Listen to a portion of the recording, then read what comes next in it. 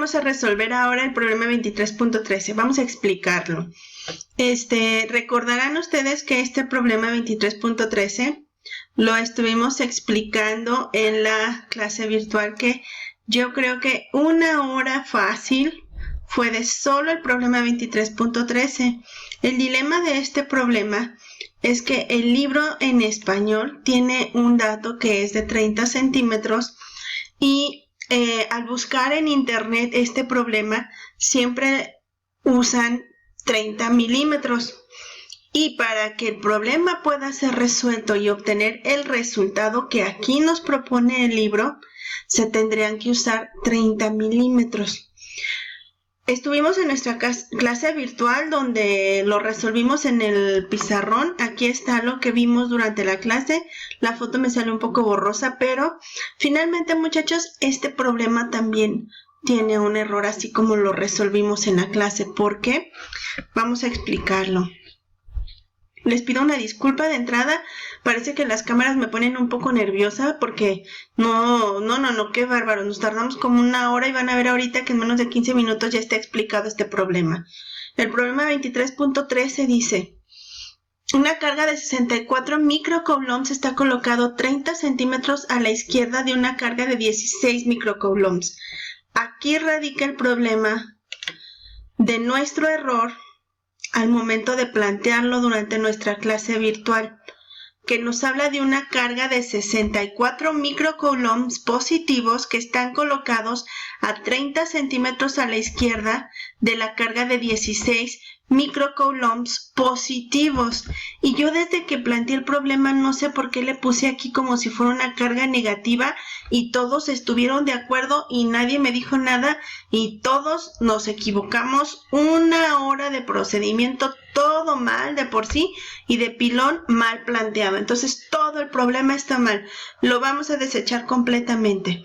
El problema del error que se cometió en el problema 23.13 de la clase virtual que se dio el lunes es que yo puse la carga negativa de 16 microcoulombs cuando en el problema se especifica que es positiva.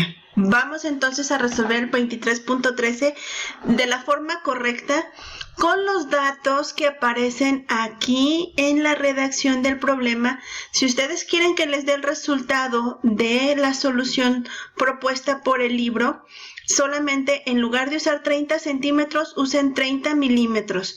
Y hay muchos ejercicios resueltos. Ya busqué yo también ahí. Hay dos maestros en vivo explicando, bueno, no en vivo, pero ahí explicando el problema. Ahí está en el solucionario, etcétera. Si ustedes usan 30 centímetros no van a obtener este resultado. Si ustedes usan 30 milímetros van a obtener ese resultado. Yo lo voy a resolver usando 30 centímetros, que es pues realmente el dato que me proporciona el problema. Entonces vuelvo a plantear. Una carga de 64 microcoulombs está colocado 30 centímetros a la izquierda de una carga de 16 microcoulombs, ambas positivas. Nos vamos a la imagen de la del nuevo problema, la nueva solución que le di al problema, donde nos plantea 64 microcoulombs a 30 centímetros de una carga de 16 microcoulombs, ambas positivas. Después el problema continúa. ¿Cuál es la fuerza resultante sobre una carga de menos 12 microcoulombs localizada exactamente 50 milímetros debajo de la carga de 16 microcoulombs? Esta carga sí es negativa. Menos 12 microcoulombs, aquí está menos 12 microcoulombs, 50 milímetros debajo de la carga de 16 microcoulombs, tal como lo redacta el problema. Entonces, esta es la figura que me queda. Entre la de 16 y la de 64 tengo 30 centímetros. Entre la de 16 y la de menos 12 tengo 50 milímetros. Y se forma un triángulo. Ahora, como el problema lo especifica, quieren que yo calcule la fuerza resultante sobre la carga de menos 12 microcoulombs. Entonces, este va a ser mi punto de referencia. Al dibujar yo mi eje coordenadas para ver las fuerzas que actúan, este punto que es sobre el cual quieren que yo calcule la resultante, va a ser como el centro de mi eje coordenadas. Y a partir de aquí yo voy a deducir que esta carga de menos 12 microcoulombs con respecto a esta de 16, que es positiva, se ve atraída. Por lo tanto, sobre este punto va a haber una fuerza hacia arriba. Va a haber una fuerza vertical hacia arriba. Y a esta le voy a llamar F1. Le voy a poner entre paréntesis 16 microcoulombs para yo recordar que esta fuerza F1 verticalmente hacia arriba la produce o es debido a la influencia de esta carga de 16 microcoulombs. Esta carga de menos 12 microcoulombs con respecto a esta de 64 microcoulombs también positiva, pues nuevamente cargas diferentes se atraen, cargas iguales se rechazan. Bueno, esta es menos, esta es más, por lo tanto va a haber atracción entre ellas. Sobre este punto, la fuerza debido a esta carga va a ser de atracción, es decir, hacia la carga de 64. Por lo tanto, la dibujo en mi segundo cuadrante. Va hacia allá mi carga, perdón, va hacia allá mi fuerza. Ahora, a esta fuerza que va hacia los 64 microcoulombs le voy a llamar F2 y le voy a poner entre paréntesis, eso es algo que yo hago para recordar que estos 64 microcoulombs son los que producen la fuerza 2. Pero este sistema de vectores no estaría completo si no le pongo yo ángulo a F2. Este ángulo no me lo dan, pero me dan los datos necesarios y suficientes para poder calcularlo. Entonces, aquí tengo que esto es un triángulo y debido a que yo tengo este cateto, tengo los dos catetos de hecho, pues creo que con la función tangente es la mejor forma de calcularlo. Por lo tanto, este ángulo alfa va a ser igual a tangente inversa o tangente a la menos 1 de cateto opuesto. Ya ven que la tangente es cateto opuesto sobre cateto adyacente. Bueno, el cateto opuesto es igual a los 30 centímetros convertidos a metros es 0.3 centímetros. Y el cateto adyacente es 50 milímetros convertidos a metros son 0.05. O bien 50 por 10 a la menos 3, considerando que mili es por 10 a la menos 3. 50 por 10 a la menos 3 metros es igual a 0.05 metros. Al calcular esto con la calculadora, válgame la redundancia, pues mi ángulo es igual a 80.54. Ese es el resultado que van a obtener ustedes de esta operación. Pero deben ustedes considerar que el ángulo que se obtiene con esta operación es alfa, es decir, el ángulo que está respecto a nuestro eje Y de la fuerza que va hacia la carga de 64 microcoulombs, el ángulo que estoy calculando es este de aquí con respecto al eje Y. El que yo voy a poner cuando calcule mis componentes en X y en Y, debo poner el ángulo respecto al eje X más cercano. Nunca se mete en las funciones trigonométricas el ángulo medido respecto a Y, a menos que trigonométricamente se justifique. Pero ahorita yo tengo que poner el ángulo que va medido respecto al eje X más cercano. Por lo tanto voy a tomar 90 menos 80.54, que 90 son de aquí hasta acá, menos este ángulo de 80.54, obtengo este pequeño ángulo de aquí de 9.46 grados. Estos datos difieren de lo que van a encontrar ustedes en el solucionario, pero estos serían los datos que se obtendrían si usamos lo que proporciona el problema, que son 30 centímetros y no 30 milímetros. Continuando con el problema, pues ahora tengo que calcular el valor de las fuerzas F1 y F2 con la ley de Coulomb. Sustituyendo para F1, pues tengo que usar mi constante eléctrica. No estoy poniendo unidades aquí debido a que tengo limitado el espacio en mi pizarrón, que es pequeño. Pero lo ideal es que cada sustitución yo pusiera mis unidades y yo pudiera observar cómo el análisis dimensional efectivamente me da las unidades que corresponden. Tengo entonces que 9 por 10 a la 9, que es mi constante eléctrica, por 12 microcoulombs, 12 por 10 a la menos 6. Recuerden que no pongo los signos al sustituir aquí en la ley de Coulomb, porque los signos se van a proporcionar o van a corresponder a las direcciones a las que van las fuerzas, no a los signos de las cargas. Entonces, sustituyo esta carga por F1, ¿quién la produce? La carga de 16. Aquí puse mi nota.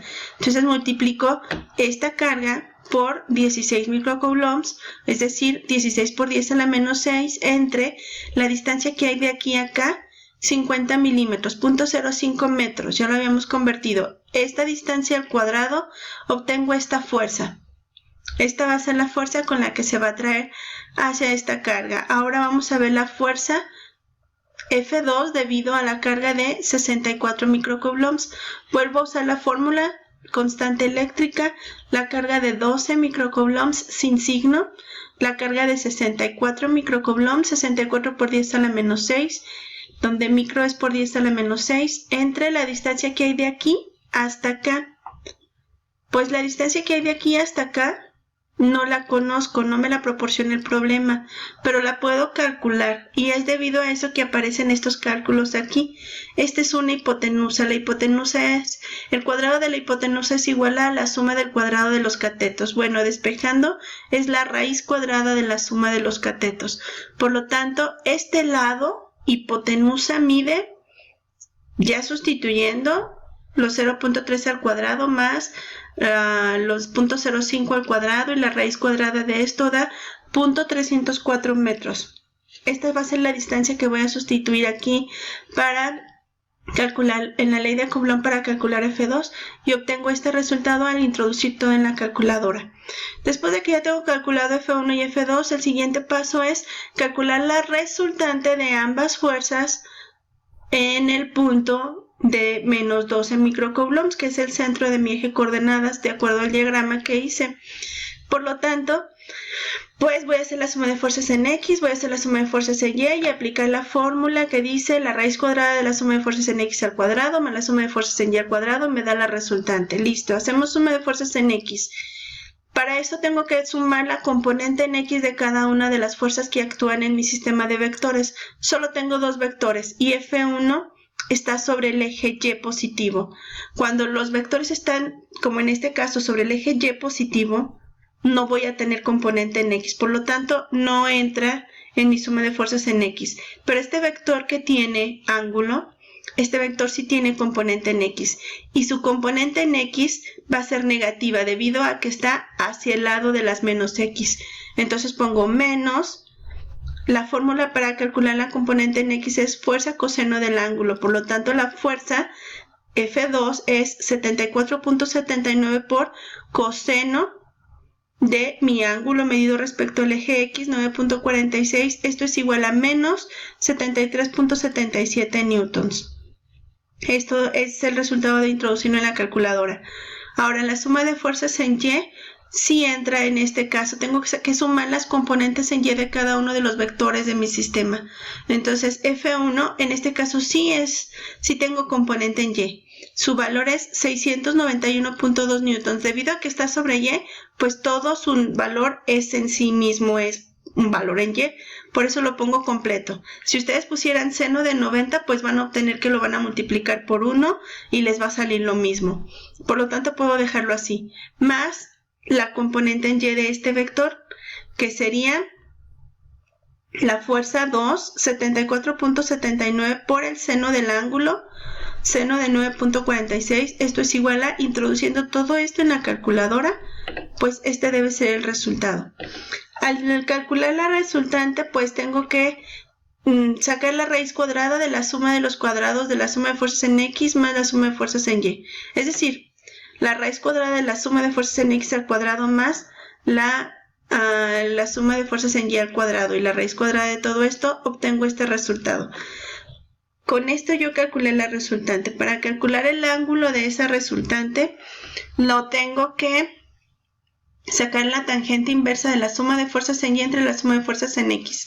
Esta fórmula ya está y este procedimiento para encontrar la resultante está por ahí en otro video que les recomiendo que vean, por favor. ¿Cómo sé entonces que este ángulo de 84, que es el resultado de este cálculo, está en el segundo cuadrante?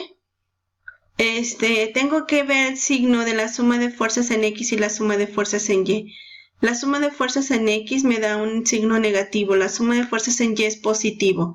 ¿En qué cuadrante tengo yo una X negativa y una Y positiva? Pues en el segundo cuadrante. Por lo tanto, yo puedo deducir que el ángulo de mi resultante se encuentra en el segundo cuadrante.